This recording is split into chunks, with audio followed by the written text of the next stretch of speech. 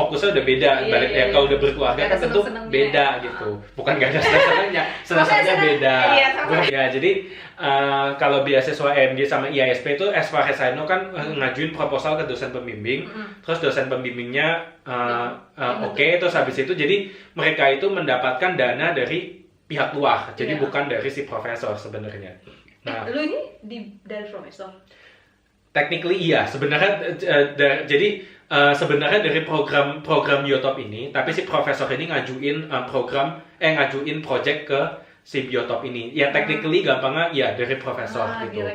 Nah kalau direct dari profesor itu memang lebih tinggi. Itu juga salah satu keuntungan kalau misalnya dapat PhD programnya langsung ke profesornya, bukan melalui beasiswa pihak lain gitu. Meskipun LPDP juga tetap oke gitu ya beasiswanya, tapi as far as I know tetap lebih tinggi kalau lu langsung ke profesor.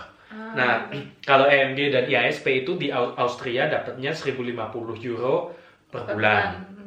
Nah, kalau gue itu dapatnya itu jadi tergantung. Jadi di Austria itu lu dibiayai gajinya tuh 14 kali dalam setahun. Tapi sisa kan berarti kan lebih 2 bulan. Nah, lebih 2 bulannya itu tuh dibagi ke 4 bulan gitu. Jadi ada 4 bulan dalam setahun lo dapat gajinya 1,5 kali.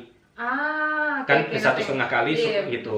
Sebenarnya itu kayak lo jadi bayar pajaknya lebih kecil gitu. Nah, jadi 4 bulan itu gue dapat lebih tinggi daripada biasanya karena gajinya 1,5 kali gitu.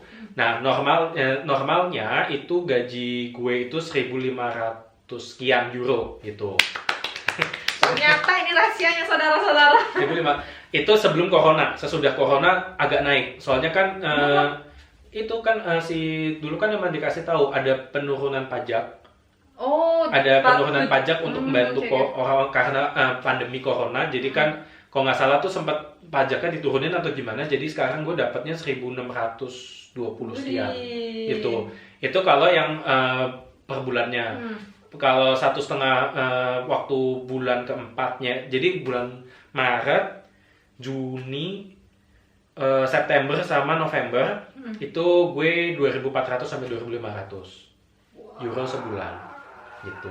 Waduh dong, di rumah lah Don. Aduh gimana sih? Tapi itu gak sebanding loh sama yang kalau di Belanda. Kalau di Belanda lebih gede lagi gajinya. Gitu? Jadi memang tergantung negaranya juga. Teman gue di Belanda, kalau lu nonton, lu pasti tahu siapa yang gue maksud. Gajinya tumpah-tumpah coy, dan per tahun naik. Kasih tau lah namanya siapa? Depannya M. M. Lu ke gue ya. Berapa? Hah? Berapa bulanannya? Aduh lupa gue, persisnya beneran lupa. Tapi dia nyampe 2.000 per bulan. Kalau gue kan 2.000 tuh cuma 4 bulan. Itu doang. Kalau di rata-rata gue jadi dapatnya 1.800 sebulan selama. Enak banget nih anak. Oh itu ternyata. Jadi nanti ini bakalan gue sempat di PPI. Gak deh, canda. Oh gitu. Jadi penasaran. Jadi pengeluaran lu sebulan tuh berapa sih biasanya Don? Nah tempat tinggal gue tuh 310. Kan gue emang milih dormnya yang ya udahlah gak terlalu mahal dan juga dekat dari tempat tinggal gue 310. Terus kalau pengeluaran lainnya itu tergantung jalan-jalan atau enggak. Oh tergantung. Itu kan ya benar dong. Kalau lu jalan-jalan dan jalan-jalannya agak jauh, ya jelas pengeluaran lu lebih gede gitu. Tapi kalau ya secara umum berapa ya? Biasanya gitu. 200-300 sebulan gue. Oh jadi kira-kira 500 euro gitu. 500 sampai 600. Tapi itu udah ini nggak sih asuransi? Ya, nah itu juga sebenarnya gaji gue itu seharusnya lebih tinggi, tapi karena dipotong, jadi kan gue bayar pajak kayak 25% kalau nggak salah gitu, 25-27%. Itu jadi gaji yang tadi gue sebut itu udah dipotong pajak, jadi bersih buat gue. Gitu. Jadi ya mungkin kalau yang secara umum gue habis 500-600. Nah, ya 600. Ya, gitu. Berarti lu gue hitung rezeki orang Pak. Dia 1.800 kurang 500 1.300 lu tiap bulan kemana lu buat makanya guys, gue ini sering ini minta tolong Theo bikinin kue gitu. Gue bayar Theo karena gue tahu kuenya Theo enak guys. Seriusan gue nggak bohong, kuenya Theo enak. Mereka juga nggak bisa pesan tahu. Bisa buat yang ada di Austria, kuenya Theo enak. Worth to try. Tapi penonton gue dari Indonesia semua yang gue lihat. Oh gitu. Nah, jadi ini pertanyaan terakhir nih, Don. Oh, udah terakhir. Masukin nanti ada lagi sih. Jadi kan pasti orang-orang sekarang tuh, orang-orang di Indonesia tuh kan yang kalau sepenglihatan aku udah berpikiran kalau tinggal atau sekolah di luar negeri itu bukan hal yang mustahil lagi kan, udah banyak cara lah gimana. Terus gue mau tahu nih, lu sih ngasih tahu teman-teman gitu, memotivasi gimana caranya biar bisa sekolah, contohnya ya di Austria ini atau di luar negeri yang lain. Coba. Pertama yang yang paling penting adalah, dan ini beneran yang paling penting itu adalah niat. Itu yang paling penting dulu. Nomor satu tuh niat. Karena gini, niatnya tuh mau apa gitu. Niatnya tuh entah mau sekolah, atau niatnya mau sekalian nyari duit, atau niatnya sebagai batu loncatan untuk kemudian bisa tinggal di luar negeri, atau niatnya memang untuk sekolah terus kembali ke Indonesia, ya tergantung. Dan semua niat itu nggak ada yang salah gitu. Jadi semuanya benar. Nah, jadi niatnya mau apa dulu gitu. Kalau gue pribadi emang niat gue mau sekolah gitu, gue mau S3 ke luar negeri gitu.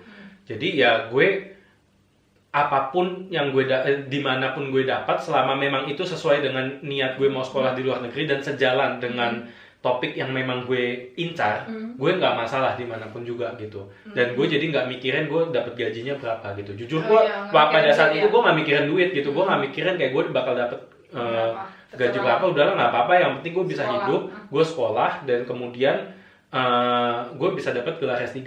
Itu target gue gitu. Soalnya kadang ada kan beberapa yang kayak bilang, aduh kok kalau beasiswa yang ini kok dapat uangnya kecil banget ya, nggak kayak beasiswa ini. Nah, fokusnya udah beda gitu. Nah, jadi niatnya mau apa dulu gitu. Jadi tentuin dulu niatnya mau apa, baru dari situ tentuin tahap selanjutnya itu adalah mempersiapkan diri. Nah, tadi kayak gue cerita, salah satu keberuntungan gue dalam hidup adalah gue nggak perlu profisiensi tes dalam bahasa Inggris gitu. Nah, kalau misalnya mayoritas memang tetap mesti minta profisiensi dalam bahasa Inggris, IELTS at least. Atau kayaknya tetap yang paling terkenal tuh IELTS. Nah, jadi IELTS. Nah, jadi ya siapin bahasa Inggrisnya gitu. Terus habis itu, nah gue juga cerita sedikit juga. Nah, itu tadi keberuntungan gue dalam hidup adalah sekolah gue lancar. Itu gue dapet yang sekarang ini tuh gue cuma 5 kali daftar. Jadi gue gue daftar ke 4 tempat berbeda, itu 4 gue gagal, daftar ke 5 gue berhasil. Gitu. Oke. Jadi bukan ini ya, bukan yang pertama. Jadi gue daftar ke Belanda dulu, gue ada daftar ke Jerman gitu-gitu, dan itu nggak dapet. Nah, yang kedua adalah sesudah niat itu juga lo harus jangan cepet nyerah. Nah, gue cuma lo main hoki, gue dapet yang kelima gitu. Nah, balik lagi, niat lo apa gitu. Kalau emang niat lo beneran pengen sekolah, ya lo pasti nggak ada jalannya, dan lo nggak bakal gampang menyerah gitu. Iya benar. Jadi balik lagi, niatnya apa dulu gitu. Jadi kalau emang niat untuk sekolah atau apapun, ya nanti pasti ada jalannya gitu. Sebenarnya itu sih. Jangan kebanyakan, kadang kan gue dengar teman gue kayak, iya sih Don, gue pengen sekolah dulu. Tapi ada tapinya itu yang kemudian bikin ya nggak berangkat gitu. Tapi gue susah ngelepasin kerjaan gue di sini, soalnya posisi gue udah bagus. Tapi gini, tapi gitu. Nah, tapinya itu berarti lo belum 100% yakin gitu. Karena memang sekolah ke luar negeri itu ya positif dan negatif gitu. Ya terutama buat ya lu jauh dari keluarga, jauh dari orang tua, dan kemudian selesai sekolah ya lo cari kerja lagi gitu kan. Benar. Jadi ya tergantung lo maunya apa gitu. Benar. Ya, sampai disinilah amanah hari ini. Oh, jadi seperti itu saja? Iya, seperti itu. Jadi kita hari ini banyak banget dapat informasi dari Bapak Doni. Dan juga semoga teman-teman yang mendengar ya kan, kalau kalian termotivasi, jadilah kayak dia, belajar terus. Jadi niatnya 100% ya Pak ya? Ya niatnya tuh ya balik tadi sih, nggak mesti, ya maksudnya tergantung apapun. Misalnya niatnya gue Harus spesifik. spesifik dan lo yakin gitu loh.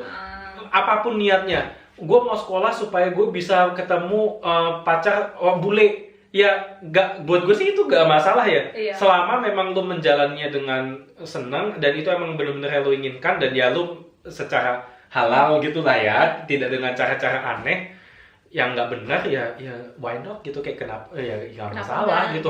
Jadi yang penting percaya sama gue, yang penting niat lo 100%.